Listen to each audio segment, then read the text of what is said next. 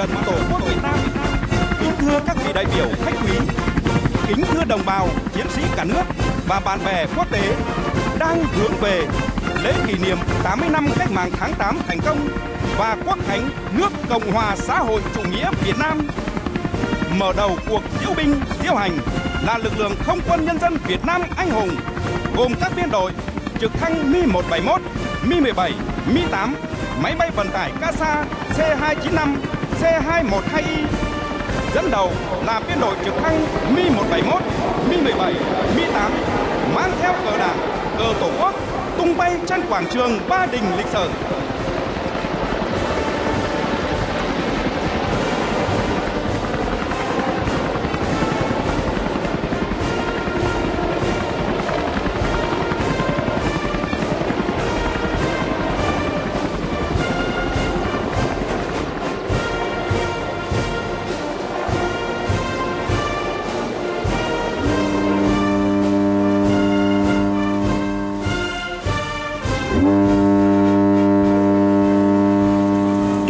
Các đồng chí lãnh đạo Đảng, Nhà nước và toàn thể nhân dân theo dõi các lực lượng vũ trang diễu binh trên biển tại căn cứ quân sự Cam Ranh, Khánh Hòa. Khẳng định sức mạnh làm chủ vùng biển, vùng trời từ những con thuyền thô sơ ngày đầu thành lập, các lực lượng vũ trang trên biển đã vươn mình lớn mạnh, tiến thẳng lên hiện đại. Các biên đội tàu chiến, tàu ngầm tối tân có khả năng tác chiến dài ngày trong mọi điều kiện thời tiết, được trang bị tên lửa, ngư lôi, vũ khí công nghệ cao, có sức công phá mạnh, tầm bắn xa, tấn công đa mục tiêu, tiêu diệt hiệu quả các mục tiêu trên bộ, trên không, trên biển và các mục tiêu ngầm. Đây là lực lượng nòng cốt, là lá chắn thép vững chắc, nơi đầu sóng, bảo vệ chủ quyền biển đảo, thêm lục địa thiêng liêng của Tổ quốc.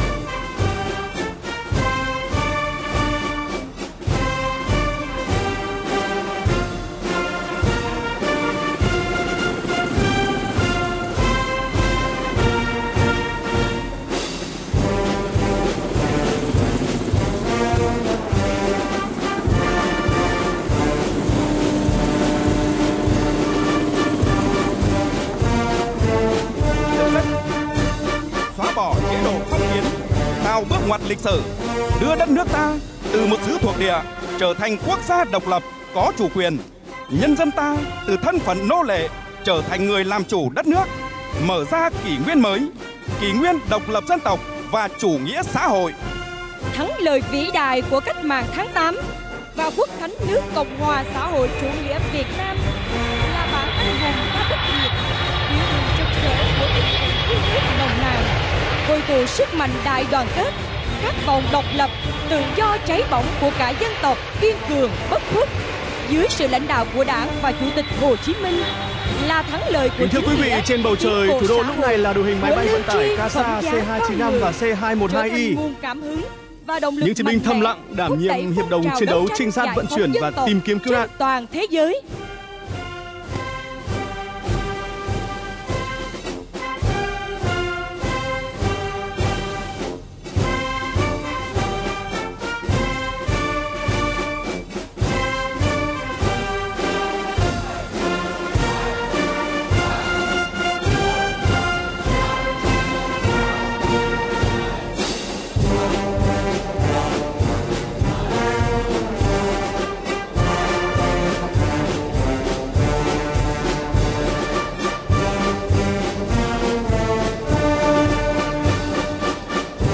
Khối nghi trường và đội hình diễu binh đang tiến vào lễ đài. Đi đầu là quốc huy nước Cộng hòa xã hội chủ nghĩa Việt Nam. Thân xe được phát triển từ họa tiết chèo thuyền gắn liền với trống đồng, biểu tượng của tinh thần đại đoàn kết dân tộc Việt Nam, nguyện một lòng đi theo con đường xã hội chủ nghĩa mà Đảng, Bác Hồ và nhân dân ta đã lựa chọn, đưa con thuyền cách mạng Việt Nam cập bến bờ vinh quang, hạnh phúc. Đội hình 54 trai tài, gái giỏi, đại diện cho 54 dân tộc anh em, đoàn kết với sức mạnh vô địch, làm nên chiến thắng trong thời đại Hồ Chí Minh rực rỡ.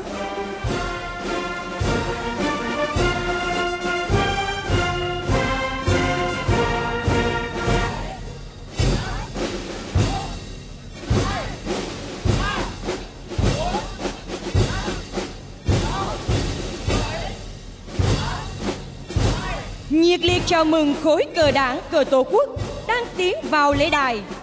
Hình ảnh lá cờ tung bay trên quảng trường Ba Đình lịch sử là linh hồn dân tộc, biểu tượng thiêng liêng bất khả xâm phạm, thể hiện lý tưởng, niềm tin, bản lĩnh, trí tuệ, khí phách và sức mạnh đại đoàn kết toàn dân tộc. Đây là cội nguồn sức mạnh để toàn đảng, toàn dân, toàn quân ta thực hiện thắng lợi sự nghiệp đổi mới, xây dựng và bảo vệ vững chắc Tổ quốc Việt Nam xã hội chủ nghĩa.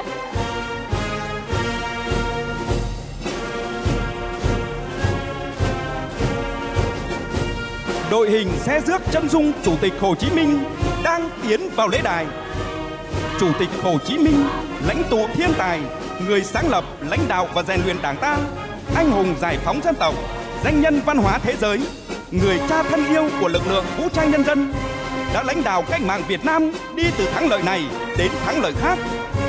Bác đã đi xa, nhưng thân thế, sự nghiệp, tư tưởng, đạo đức và phong cách của người vẫn tỏa sáng, soi đường cho dân tộc Việt Nam vững bước tiến vào kỷ nguyên mới, sánh vai với các cường quốc Nam châu.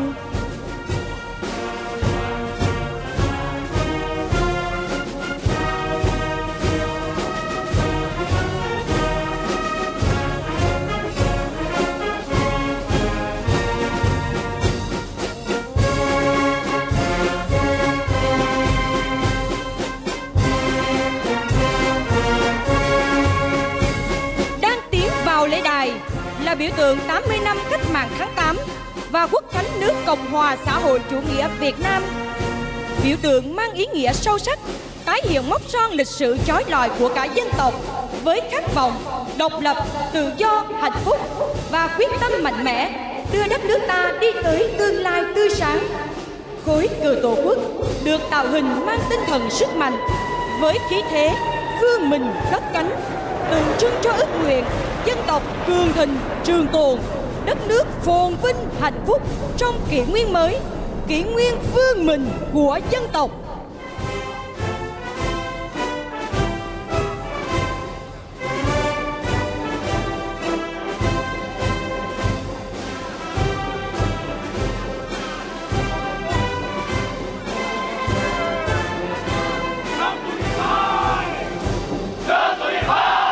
Nhiệt liệt chào mừng khối quân kỳ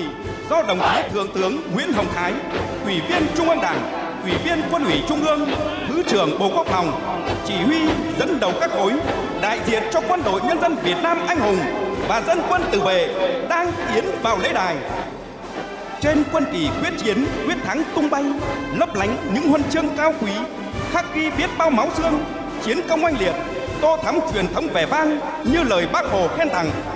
Quân đội ta chung với Đảng, hiếu với dân, sẵn sàng chiến đấu hy sinh vì độc lập tự do của Tổ quốc, vì chủ nghĩa xã hội. Nhiệm vụ nào cũng hoàn thành, khó khăn nào cũng vượt qua, kẻ thù nào cũng đánh thắng.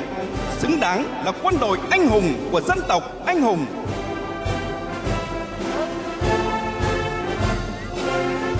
Đang tiến vào lễ đài là khối danh dự 3 quân chủng lục quân, hải quân, phòng không quân là lực lượng nòng cốt của Quân đội Nhân dân Việt Nam, đã cùng toàn dân lập nên nhiều chiến công vang dội, từ chiến dịch Điện Biên Phủ lừng lẫy Nam Châu, chấn động địa cầu, đến chiến dịch Hồ Chí Minh lịch sử trong sự nghiệp xây dựng và bảo vệ Tổ quốc. Ngày nay, 3 quân chủng được xây dựng cách mạng, chính quy, tinh nhuệ, hiện đại, sẵn sàng chiến đấu, bảo vệ vững chắc độc lập, chủ quyền lãnh thổ của Tổ quốc.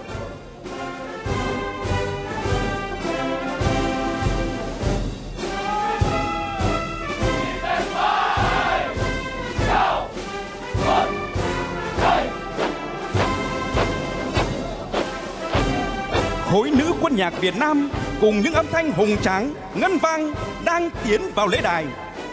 Trong cuộc đấu tranh giải phóng dân tộc, thống nhất đất nước, tiếng kèn sung trần của các chiến sĩ quân nhạc đã tiếp thêm sức mạnh, thôi thúc quân và dân ta anh dũng chiến đấu, chiến thắng mọi kẻ thù xâm lược. Ngày nay, những âm thanh hùng tráng đầy tự hào ấy tiếp tục ngân vang trong các sự kiện trọng đại của đất nước,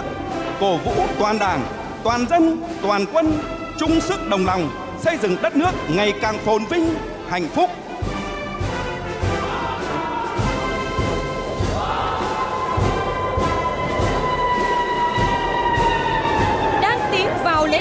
Quý vị đang theo dõi trên màn hình đội hình bay là lực lượng của nòng máy cốt bay chỉ huy, L-39NG. tham mưu và trực tiếp chiến đấu. Có thể nói là sự hiện diện của các máy bay Yak-130 và L-39NG khẳng định trình độ, năng lực tác chiến và sức mạnh bảo vệ chủ quyền quốc gia. Trong biên đội này gồm có top 6 chiếc Yak-130 và 4 chiếc L-39NG. Những loại máy bay huấn luyện đa năng hiện đại và đồng thời có thể làm nhiệm vụ chiến đấu. Nâng cao trình độ mọi mặt, sẵn sàng chiến đấu, hy sinh, bảo vệ vững chắc Tổ quốc Việt Nam xã hội chủ nghĩa và hạnh phúc của nhân dân.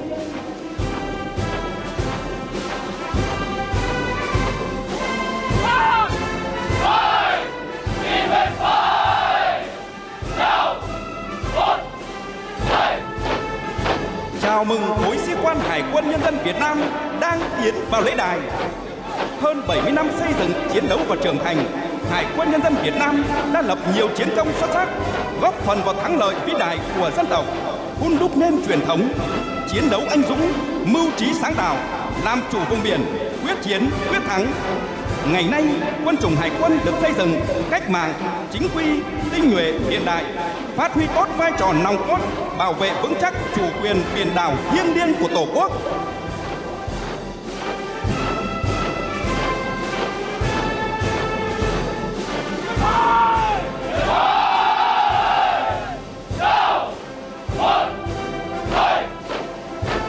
Đang tiến vào lễ đài là khối sĩ quan phòng không quân.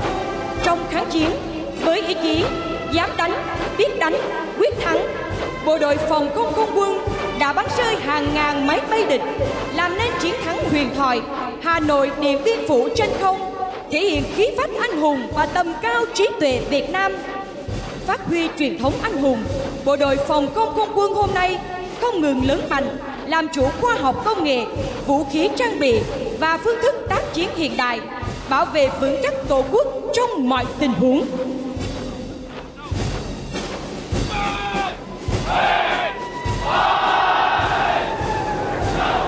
Chào mừng quý vị, vào lúc này đang bay vào quảng trường Ba Đình là đội hình Su-30 MK2, niềm tự hào và sức mạnh chủ lực của Không quân Nhân dân Việt Nam. Đây là dòng tiêm kích đa năng siêu âm hiện đại, hoạt động trong mọi điều kiện thời tiết, kiểm soát chặt chẽ không phận, tấn công hiệu quả các mục tiêu trên không, trên bộ và trên biển, và là lá chắn thép bảo vệ vững chắc vùng trời, vùng biển, biên giới hai đảo của Tổ quốc ta. Tham mưu xây dựng cơ sở chính trị, giúp nhân dân phát triển kinh tế xã hội, thực hiện tốt công tác đối ngoại quốc phòng và đối ngoại nhân dân, tỏa sáng phẩm chất cao đẹp, bộ đội Cụ Hồ trong lòng nhân dân.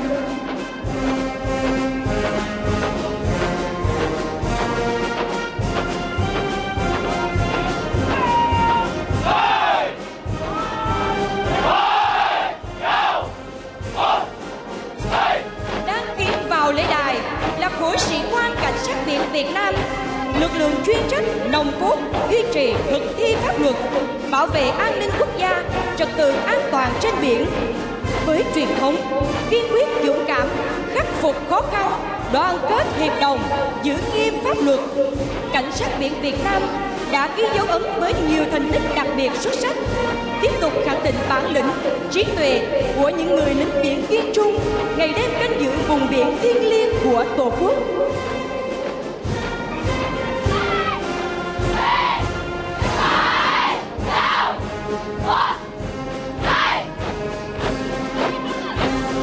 Nhiệt liệt chào mừng khối sĩ quan hậu cần, kỹ thuật và công nghiệp quốc phòng đang tiến vào lễ đài. Trải qua 80 năm cách mạng vẻ vang, các lực lượng đã vượt qua muôn vàn khó khăn, thử thách, chủ động nghiên cứu, chế tạo sản xuất, bảo đảm kịp thời nguồn lực hậu cần, vũ khí trang bị kỹ thuật cho chiến đấu và chiến thắng. Ngày nay, ngành hậu cần kỹ thuật và công nghiệp quốc phòng không ngừng đổi mới sáng tạo, ứng dụng khoa học công nghệ, chuyển đổi số, nâng cao chất lượng công tác, hoàn thành xuất sắc nhiệm vụ.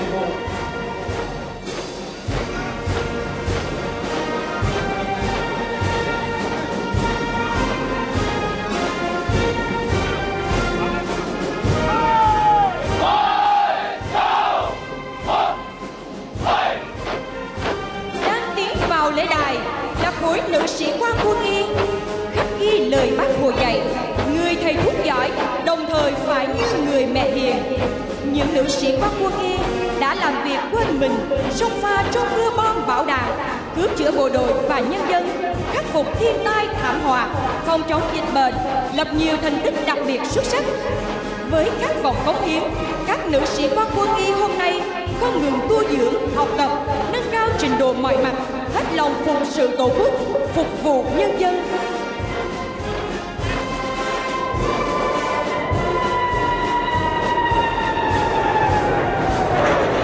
Quý vị đang được chứng kiến top Su-30 Mk2 thứ hai với 5 chiếc máy bay Su-30 Mk2 đang bay qua quảng trường Ba Đình. Trở thành sĩ quan chỉ huy ưu tú, lực lượng nòng cốt để xây dựng quân đội. Với phương châm học đi đôi với hành, huấn luyện gắn với thực tế chiến trường, chất lượng đào tạo của nhà trường là khả năng sẵn sàng chiến đấu của đơn vị. Các học viên đang ra sức học tập, rèn luyện theo mục tiêu yêu cầu đào tạo, tốt nghiệp ra trường đáp ứng yêu cầu xây dựng quân đội cách mạng, chính quy, tinh nhuệ, hiện đại.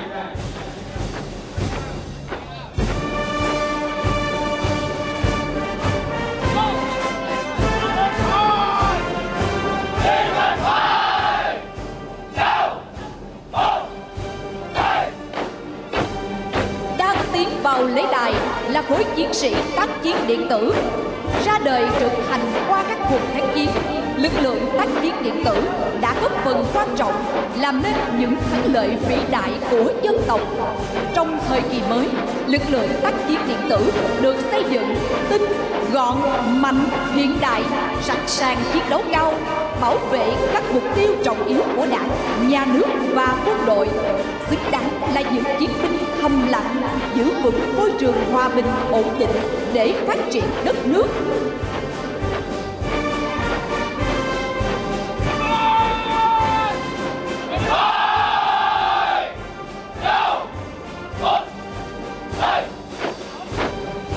Đang tiến vào lễ đài là khối chiến sĩ đặc nhiệm dù. Đây là lực lượng đặc biệt tinh nhuệ, đại diện cho tình báo quốc phòng Việt Nam anh hùng, đã lập nhiều chiến công xuất sắc và hy sinh thầm lặng trong sự nghiệp đấu tranh giải phóng dân tộc, xây dựng và bảo vệ Tổ quốc, phát huy truyền thống 80 năm xây dựng, chiến đấu và trưởng thành của tình báo quốc phòng Việt Nam. Lực lượng đặc nhiệm dù hôm nay đang ra sức thi đua, rèn luyện, sẵn sàng nhận và hoàn thành xuất sắc mọi nhiệm vụ được giao, xứng đáng là lực lượng trọng yếu, đặc biệt tin cậy, tuyệt đối trung thành của Đảng, Nhà nước và nhân dân.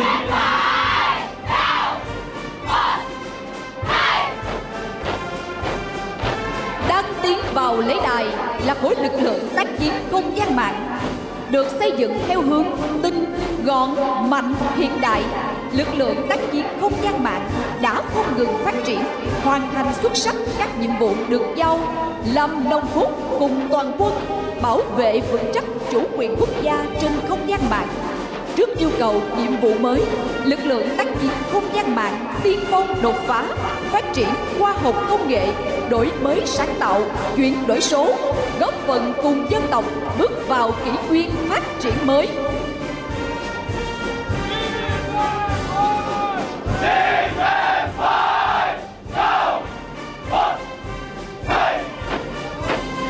Khối nữ gìn giữ hòa bình Việt Nam đang tiến vào lễ đài. Hành trình hơn 10 năm xây dựng, phát triển, hơn 1.000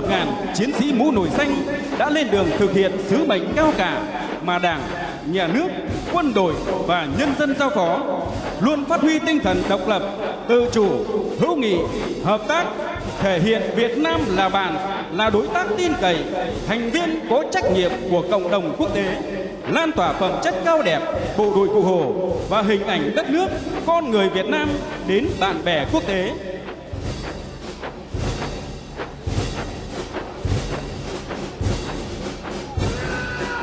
Đang tiến vào lễ đài là khối chiến sĩ tăng thiết giáp, lực lượng chủ lực đột kích quan trọng của quân đội nhân dân Việt Nam. Trải qua gần 66 năm xây dựng, chiến đấu và phát triển, các thế hệ cán bộ chiến sĩ tăng thiết giáp đã xây dựng nên truyền thống, đã ra quân là đánh thắng, lập nhiều chiến công lừng lẫy. Bước vào giai đoạn mới, bộ đội tăng thiết giáp tiếp tục được huấn luyện, rèn luyện, làm chủ vũ khí hiện đại, sẵn sàng cơ động nhanh, kiên quyết bảo vệ vững chắc Tổ quốc trong mọi tình huống.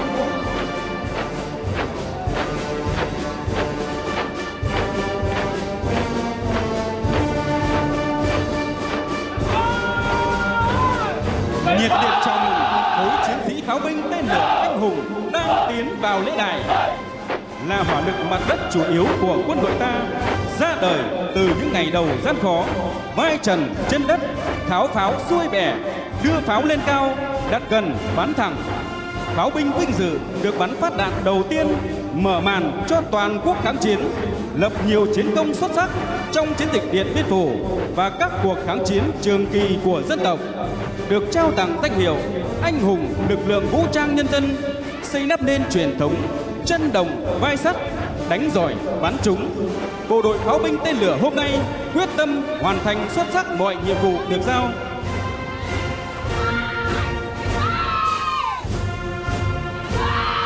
Đang tiến vào lễ đài là khối chiến sĩ đặc công, phát huy truyền thống, đặc biệt tinh nhuệ, anh dũng tuyệt vời, mưu trí táo bạo, đánh hiểm thắng lớn. Những chiến sĩ đầu trần chân đất, xuất quỷ nhập thần, luồn sâu đánh hiểm, làm cho quân thù kinh hồn bạt vía. Bộ đội đặc công đã lập nên nhiều chiến công vang dội, góp phần quan trọng vào những thắng lợi vĩ đại của dân tộc. Với bản lĩnh phi thường, tinh thần quả cảm, bộ đội đặc công mãi là niềm tự hào của quân đội nhân dân Việt Nam anh hùng.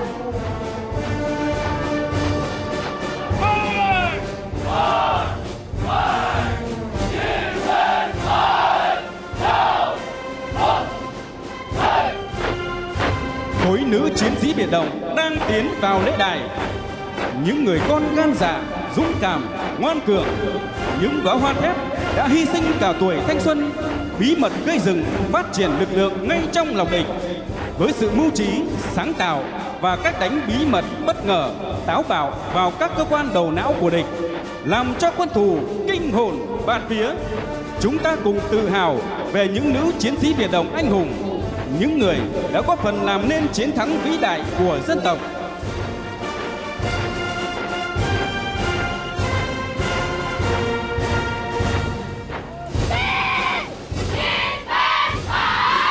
Nhiệt liệt chào mừng khối chiến sĩ công binh đang tiến vào lễ đài. Trong chiến tranh, lực lượng công binh ngày đêm xẻ núi, san đồi, bắt cầu, ghép phà, lập nhiều chiến công xuất sắc, được Bác Hồ tặng cờ mở đường thắng lợi và đã trở thành truyền thống gần 80 năm qua. Ngày nay, binh chủng đang tiến lên hiện đại, thực hiện tốt nhiệm vụ huấn luyện, sẵn sàng chiến đấu, xây dựng công trình quốc phòng, phòng chống thiên tai, cứu hộ, cứu nạn, rà phá, khắc phục hậu quả bom mìn sau chiến tranh, tham gia gìn giữ hòa bình Liên Hợp Quốc, được nhân dân và bạn bè quốc tế yêu mến khâm phục.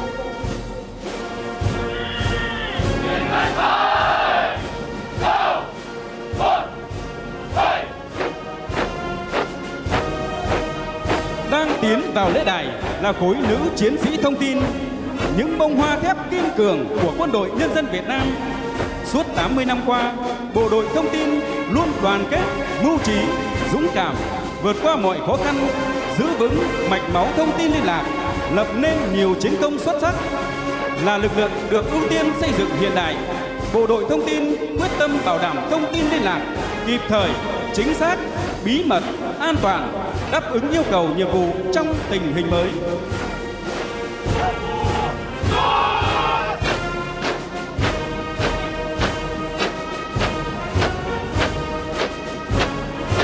Khối chiến sĩ phòng hóa đang tiến vào lễ đài.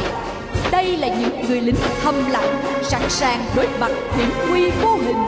67 năm qua, lực lượng phòng hóa luôn tiên phong phòng chống vũ khí hủy diệt hàng loạt, hóa chất độc hại, sinh học, phóng xạ hạt nhân, khắc phục hậu quả chiến tranh, bảo vệ môi trường và sức khỏe cộng đồng. Với phương châm chủ động, kịp thời, an toàn, hiệu quả và truyền thống phòng chống tốt, chiến đấu giỏi, các chiến sĩ phòng hóa luôn kiên cường, lặng lẽ cống hiến, bảo vệ bình yên cho Tổ quốc.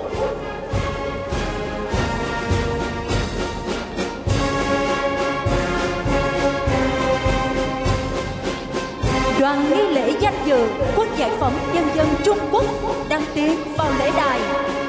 Được thành lập năm 1952, là lực lượng duy nhất đảm nhiệm phục vụ nghi lễ của Đảng Cộng sản Trung Quốc, Nhà nước Cộng hòa Nhân dân Trung Hoa và Quân Giải phóng Nhân dân Trung Quốc. Hơn 70 năm qua, đơn vị đã hoàn thành xuất sắc hơn 13.000 nhiệm vụ. Quân Giải phóng Nhân dân Trung Quốc và Quân đội Nhân dân Việt Nam đã viết nên những trang sử hào hùng về tinh thần đoàn kết, chống kẻ thù xâm lược, để lại tình cảm sâu nặng, bồi đắp thêm mối quan hệ vừa là đồng chí, vừa là anh em.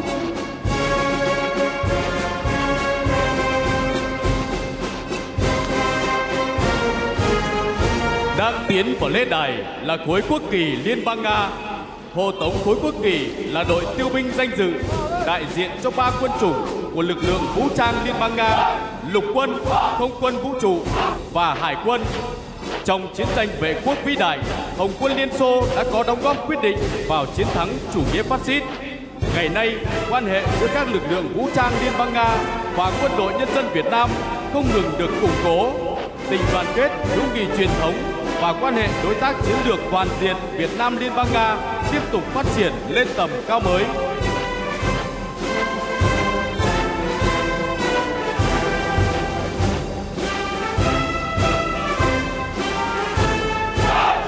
Đang tiến vào lễ đài là khối Quân đội Nhân dân Lào, là lực lượng vũ trang chủ lực của cách mạng Lào, được thành lập ngày 20 tháng 1 năm 1949. Trong các cuộc đấu tranh giải phóng dân tộc, Quân đội Nhân dân Lào luôn kề vai sát cánh với Quân đội Nhân dân Việt Nam, chiến đấu và chiến thắng kẻ thù xâm lược. Ngày nay, Quân đội Nhân dân Lào được xây dựng, phát triển toàn diện về mọi mặt. Hợp tác quốc phòng giữa hai nước ngày càng được tăng cường, góp phần vun đắp mối quan hệ hữu nghị vĩ đại, đoàn kết đặc biệt và hợp tác toàn diện.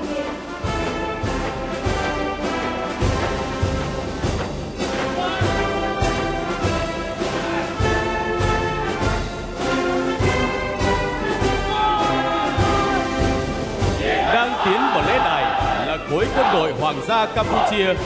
đại diện cho lực lượng lục quân, hải quân, không quân và hiến binh. Trong truyền thống hữu nghị đoàn kết lâu đời giữa hai nước, hai quân đội Campuchia Việt Nam luôn sát cánh bên nhau, chiến đấu và chiến thắng kẻ thù xâm lược. Ngày nay, quân đội hai nước Campuchia Việt Nam tiếp tục tăng cường quan hệ hữu nghị, đoàn kết và hợp tác toàn diện, góp phần bảo vệ độc lập và toàn vẹn lãnh thổ của mỗi nước theo phương châm láng giềng tốt đẹp, hữu nghị truyền thống, hợp tác toàn diện, bền vững lâu dài.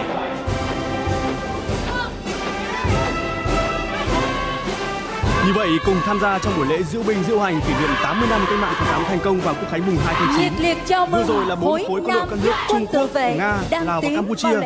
Điều này đã thể hiện tinh thần đoàn kết quốc tế của cách mạng Việt Nam. Không thoát ly sản xuất trong kháng chiến với tinh thần tay súng tay cày, đã anh dũng chiến đấu, kiên cường bám trụ, góp phần làm nên những chiến công vang dội, bảo vệ từng tấc đất quê hương. Ngày nay, lực lượng được xây dựng vững mạnh, rộng khắp, sẵn sàng chiến đấu cao, xung kích trên mọi mặt trận, xứng đáng với lời khen ngợi của Bác Hồ. Dân quân tự vệ và du kích là lực lượng vô địch, là bức tường sắt của Tổ quốc.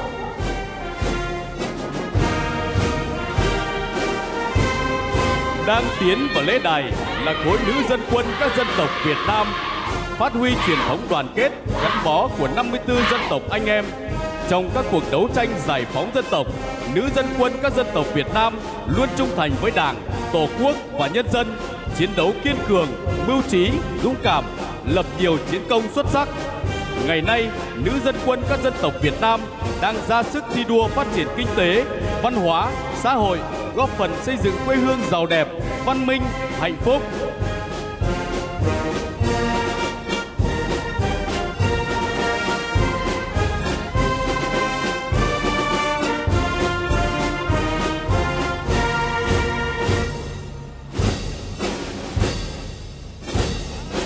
Khối nữ du kích miền Nam đang tiến vào lễ đài, nhiệt liệt chào mừng những cô ba dũng sĩ, tay súng tay cày, sục sôi ý chí, giặc đến nhà đàn bà cũng đánh, khoác khăn rằng đội nón tai bèo, luôn bám xóm bám ấp, đánh giặc mọi lúc mọi nơi. có vai trò quan trọng trong 3 mũi giáp công: quân sự, chính trị và binh địch vận, góp phần làm nên đại thắng mùa xuân năm 1975, thỏa mong ước Bắc Nam sum họp một nhà của Bác Hồ kính yêu. Kính thưa quý vị đã và đang theo dõi 26 khối quân đội và dân quân tự vệ cùng 4 khối quân đội bạn bè quốc tế